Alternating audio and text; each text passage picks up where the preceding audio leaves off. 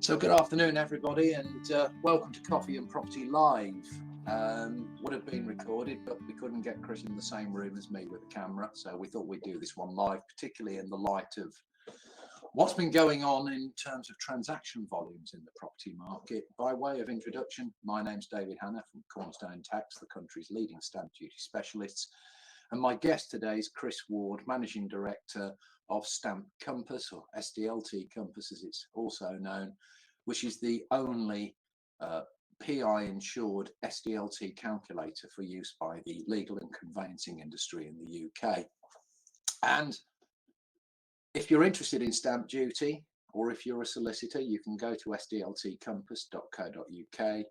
And if you're interested in stamp duty generally, then check out Cornerstone Tax and SDLT refunds, as we have all the usual social media links, and indeed we have our own YouTube channel where if you subscribe you can receive regular updates on topics, thankfully not just about stamp duty. You can hear our views on property prices and structural issues in the property market as and when they arise, which is why we're here today, Chris. Now, Chris, we've seen this headline figure that property transactions completions in the month after the stamp duty holiday fell by over 50%. In your view, is that solely down to the holiday, or are there other issues in play there? Good question, David. Given my age, which is older than probably most on the call, I remember the days back in the early 80s when Maris relief disappeared. Maybe you can remember that. When in the good old days we used to get tax relief on mortgage interest, and everybody thought it was all coming to an end then. So there was this big build up to the removal of Maris, and then property sales went down just like they've just done after the end of the holiday. And then sure enough, because we're a nation of property owners, back they came over the next 6-12 months. So I think there was a surge, obviously, in transactions, 5 times the level during the stamp duty holiday. What's interesting, I was looking at some Savills numbers this morning, and they reckon that between June 20 and September 21, 9.62 billion was paid in SDLT, but 48% of that came from 2.7% of the transactions, which are properties valued and sold over 1 million. Yeah, I mean, it's a really interesting stat, because whilst the stamp duty holiday arguably helped everybody buying under $500,000, there seems to have been this surge in higher value transactions. And just to go back to your point, Chris, we saw the same thing with the introduction of 3% surcharge in 2016. There was this huge race to get in ahead of the end, or sorry, before the introduction of the surcharge, and then a slump immediately afterwards. I don't think that we can afford to say at the moment that the market has collapsed in terms of transactions. Indeed, if you were looking at the same statistics as I were from HMRC, it's interesting that commercial transactions throughout the holiday period, and indeed throughout the pandemic, have been broadly the same levels as they were pre-pandemic. So we can't necessarily ascribe everything, the collapse, just to pandemic, or indeed just to the holiday. There seems to be something else that's structurally changing in the market at the moment. I mean, what signs are you seeing from your users of SDLT Compass? Because they're a good bellwether. The good news for us is that lawyers, conveyancing lawyers, now have more time to trial Compass and use Compass on all their cases. I mean, up until the end of September, it was quite difficult getting time with them and traction for them to use the product.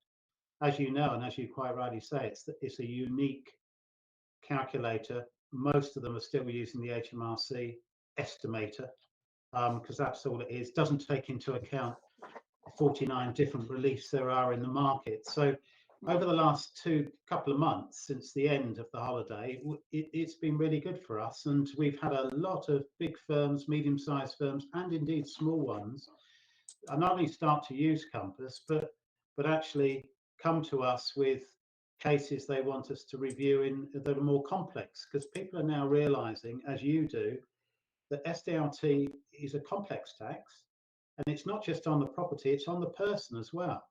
And I think most people don't get that. They just don't get that if you own a second home anywhere in the world, that you're going to pay an extra 3%. In fact, I heard yesterday, I don't know if you've heard this, that the 3% surcharge, instead of being, if you like, removed as some people want, it looks as though they might increase it to 4%.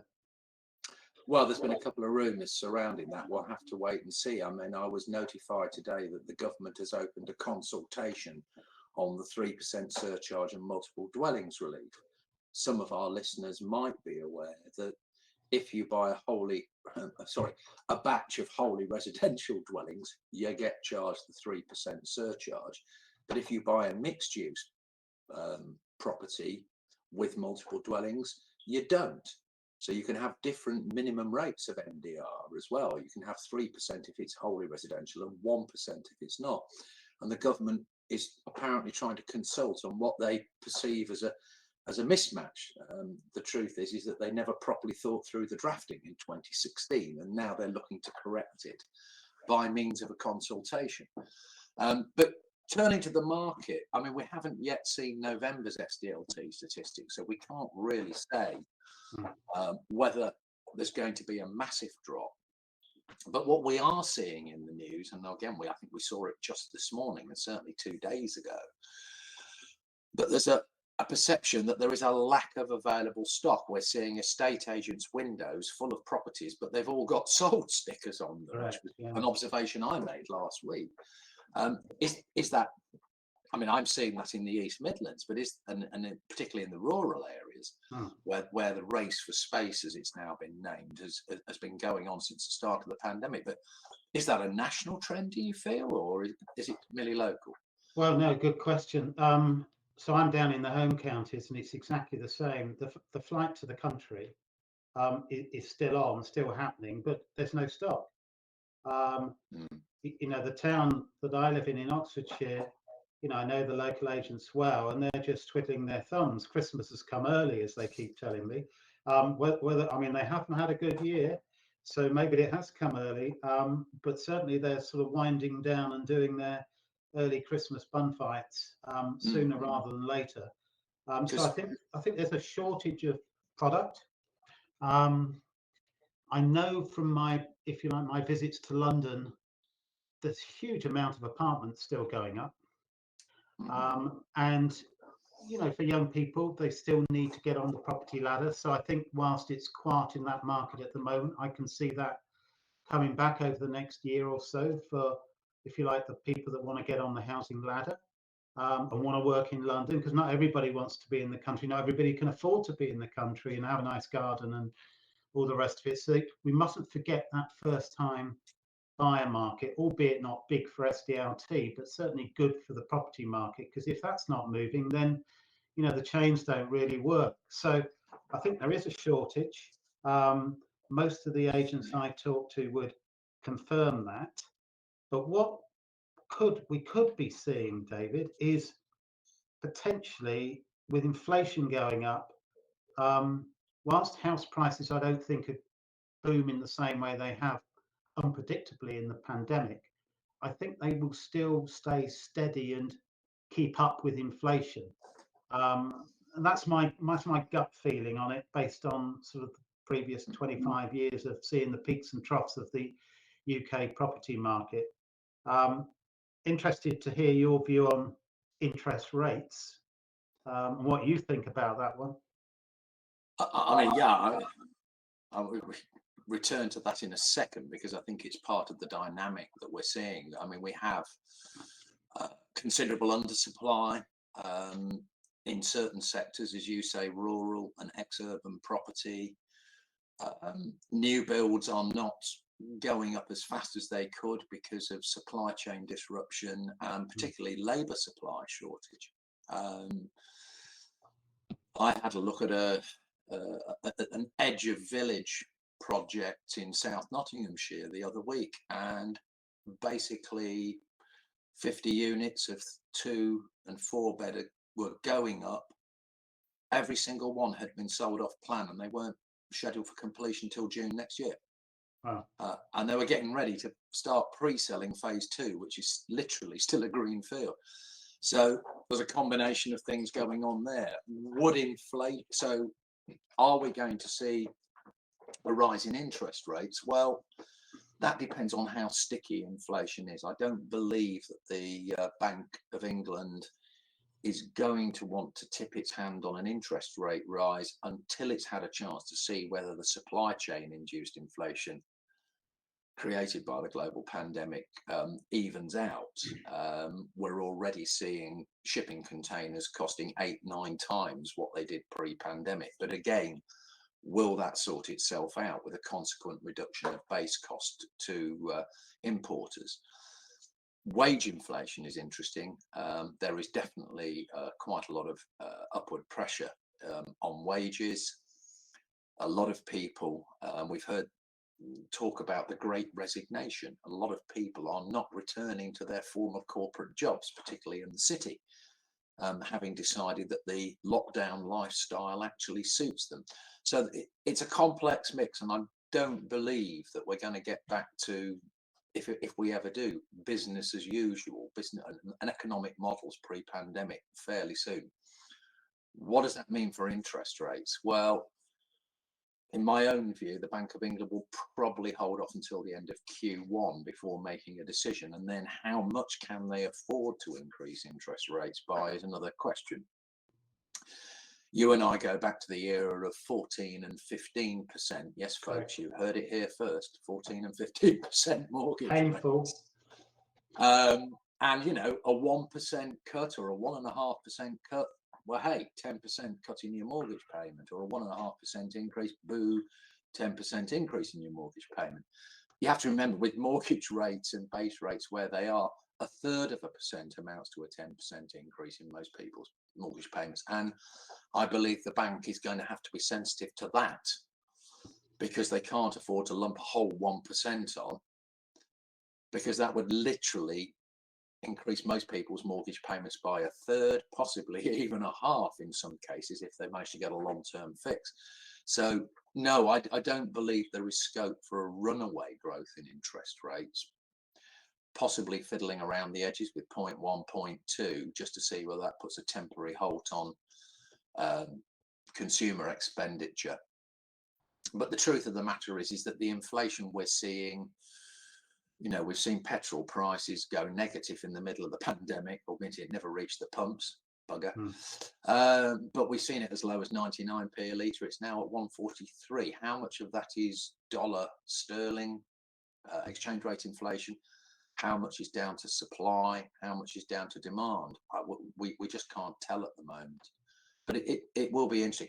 I don't honestly believe that there's going to be a long-term rise in interest rates. I don't believe that the British economy, or indeed the world economy, can afford a long-term surge in interest rates. We were, if you remember, pre-pandemic, we were still in the doldrums created by the great crash of 2009, or whatever year you want to put it in. And I can remember economists at Barclays then saying it was going to be 25 years before we could afford to return to, or we would return to, high interest rates regardless of economic state, because the world simply couldn't afford it. That being said, times of higher inflation mean that the real value of debt is actually falling. Yeah. Could the world's governments take a decision collectively to inflate their way out of debt? It's been done before. It's been done before. If all the governments act together, you don't get any wild fluctuations in exchange rates. That's one way. And of course, inflating your way out of debt would apply to mortgagees, borrowers, as much as it would apply to governments. So if you're on a 90% mortgage and you get 5% inflation, and your wages keep pace with that, then actually in real terms, the value of your mortgage debt has gone down from 90% of your property to 60% or less of your property inside 7 years. So you would argue that inflation's a good thing. Yeah. Provided you don't lose pace with it in terms of your real spending power. So No, it's not an easy one to call. I wouldn't want to be the people sitting in the G7 right now trying to work out how they're going to get out of this. Or even, Bank of England. I tend to agree with everything you said. I think the time to make that call in this country will be end of Q1 earliest, probably end of Q2. I think going back to working habits, I think there's definitely a new normal in hybrid working. A bit of work from home and a bit of office for interaction and ideas sharing. So I can definitely see that as a new chapter in a lot of people's working lives, which means if they can, not everybody wants to work from home if they're living at the top of a 50-story block of flats, and haven't got a garden and they're looking out onto another block of flats and the concrete. But I really can see a sort of permanent change coming there, which is quite good for the housing market. Just stepping back to SDLT, what amazes me, without going into all the detail, and you know this better than anybody, is how a lot of lawyers just don't understand the difference between stamp duty and SDLT. When it came in 2003, it was at 4%, the same as commercial. Commercial's now at 5 top rate. Residential's now at 12 top rate for anything over 1.5 million. You add on another 3% to make it 15 if you've got a second home, and another 2% if you're UK non-res. I mean, 17% top rate. Most people have no idea that's the top rate. And they don't. And every day I'm coming across lawyers who are nearly so-called experts in SDLT and admit they keep getting it wrong. Like 1 in 4 transactions we think are wrong. 2 billion a year overpaid. I mean, how much you're getting back in refunds. Well, I know we've recovered over £15 million in the last 12 months, and I would echo what you say about solicitors and conveyancers getting it wrong. I've always said that I will leap to their defence and say they don't always have the time to do it properly, nor do they have the expertise, but that's what your software is designed to solve. I mean, in terms of errors, clearly, again, just relating the SDLT holiday, everybody below £500,000 was free, and then they were on a phased withdrawal. But given, as you rightly say, that was it 2.7% of all transactions contributed nearly half the yield? Yeah. And those are the transactions where we find the most errors. I mean, we say if we've recovered over 15 million in the last 12 months, I think barely scratched the surface of the potential errors. And it gives you some idea of how potentially fraught the larger, more convoluted and expensive estates are. But unless we use expert tools like yours, or unless conveyancers are motivated and given the time to at least pick up the phone and go, hello, I've got one here, or I think I've got one here, or I'm not sure about this. As Donald Rumsfeld said, it's not the known unknowns that will get you, it's the unknown unknowns. And one of the problems we have is having put conveyancers under such time pressure because of, quote, crushing their fees down. We've turned it into a commodity service where, in fact, every single transaction deserves to be a Rembrandt, not an Athena poster, if you'll excuse the analogy. For those of you in the audience who are too young to remember Athena posters, I'm certainly too young to remember Rembrandt. But that's the point, is not every property transaction is the same, and yet we don't necessarily give the conveyancers the time they need to even tease out the fact there is a potential issue. I think because a lot of them are starting to get sued now for getting it wrong, and the PI premiums are going up substantially. In the next round in March, they're going to be up by 20 or 30%. That in a way is quite good news for Compass, for us, because it's steering them in our direction to use our expert software to get them off the hook. They're no longer at risk if we do it. I mean, there is this question, isn't there? Yeah, and I agree with you. And why take on the responsibility even vicariously if you don't have to? And why be non-compliant with a conveyancing quality scheme if you don't have to? The question is, of course, with lower transaction volumes, does that mean that conveyancers are going to be under less pressure, more pressure? Are departments going to slim down to try and maintain the rate or the number, the case throughput target, as it were? It's probably too early to tell. I think, again, if transaction volumes post Christmas start to restore, then, and bear in mind that if nobody's instructing estate agents now so that potential buyers can go and look now, if people instruct estate agents in January, you're probably talking mid-February before you get an acceptable offer or you agree an offer. Then you're adding 10 weeks on. So you could be talking mid-April before we start to see a real indicator of whether transaction volumes are coming back to the levels, not necessarily that we enjoyed during the holiday, the pandemic holiday, but certainly pre. I agree. I think we're going to have if you like, a semi-doldrums period up until spring, because of the reasons we've just set out. Spring is traditionally a good time to put your property on the market. So I can see that more stock coming on the market in spring, which will lead to probably getting back to normal levels of transactions in the summer of next year. From a purely selfish point of view, conveyancers having more time actually is good news for Compass, because they actually spend time with you looking at the calculator, trialing it, using it. So I'm happy with that bit. But like coming right back to the beginning, we've both been through the peaks and troughs of the UK property market over the last 20, 30 years, and every time people ride it off, back it comes. Because we are a nation of property owners, and a lot of our wealth is underpinned by our property, our homes, second homes, investments in property. So I have great belief in the UK property market, probably as much as anybody. And I think, yeah, we are going to have a quieter period, but I think by next summer, I think we'll see a sort of a leveling out and back to sort of pre-pandemic levels. I mean, my father was a chartered surveyor and estate agent, lifelong career man. The old sobriquet, isn't it? Buy land because they aren't making anymore.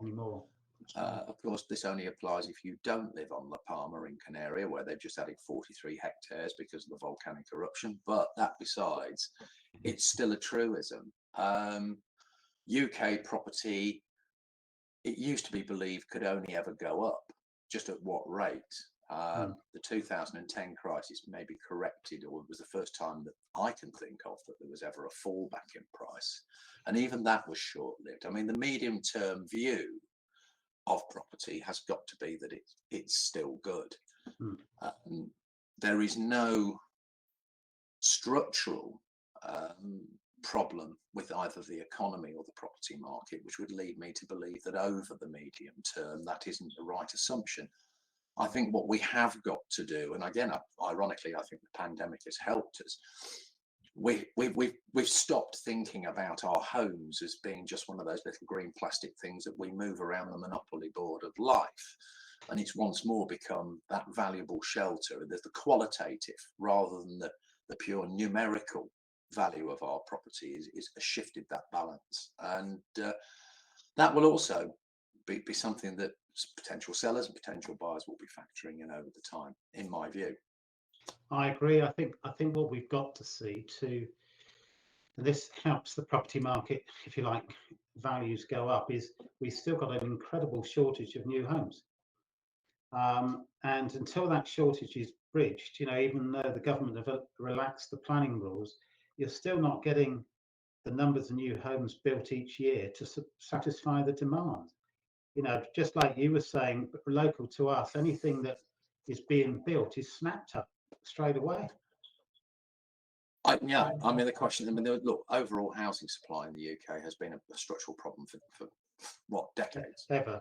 You have to remember multiple dwellings relief was introduced, the aim of encouraging house building, weirdly.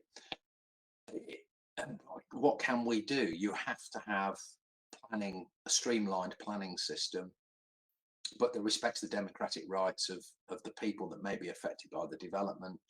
You have to have sufficiently flexible planning conduits and that enable developers to act and act quickly.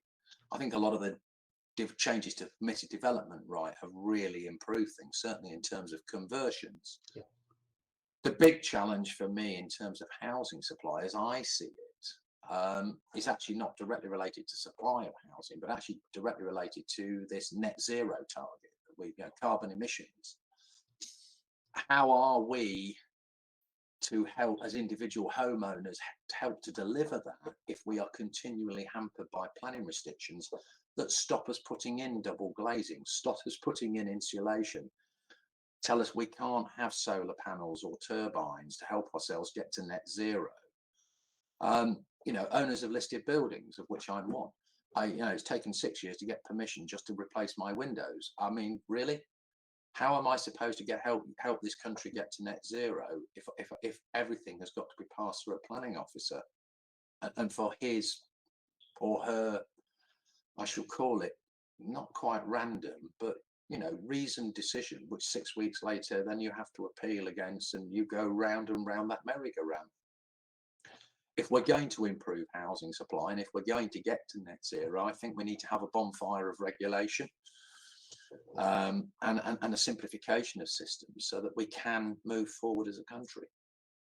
I absolutely agree. I'm behind that. And the challenge is there's so many vested interests within local government versus central government that it's breaking down those barriers, and it does need some real strong leadership to do that, which hopefully we'll have over the next year or so. Well, we're hoping. So we've kind of covered a lot of ground today, haven't we? Yeah. Because we started with why have they fallen off a cliff and are they going to come back? We've talked about inflation. We've talked about supply chain issues in new construction. We've talked about the general paradigm shifts of the race for space, the Great Resignation. And perhaps I think, and hopefully the audience will take this away, that it is, not a one-faceted problem or a one-faceted issue, and hopefully our policymakers, both in the Bank of England and indeed in the Treasury and in Parliament, will realise that sometimes a single measure is too blunt an instrument to get the behaviour that they need. As you know, I'm a campaigner for stamp duty reform, and by that I mean simplification, but given the value of it to the government, I don't think we can see that anytime soon. I don't think HMRC would vote in favour of it, because turkeys don't vote for Christmas, and so I don't know. I think we're stuck with the SDLT we've got. Hopefully, we're not going to see any change to the surcharges. I'm a big opponent of the non-resident surcharge. I think it's irrational. Where are we going to end up? Watch this space. So just to conclude, to say to everybody, thank you for listening. We've only had one question that was directed at Chris, and he'll take that up privately, Tim. Hopefully you've enjoyed this session. Do keep an eye out for more sessions, both from Cornerstone Tax SDLT refunds and also from SDLT Compass. I've been David Hannah. He's been Chris Ward. Thank you for listening, everybody, and goodbye. Thank you, David. Been a pleasure.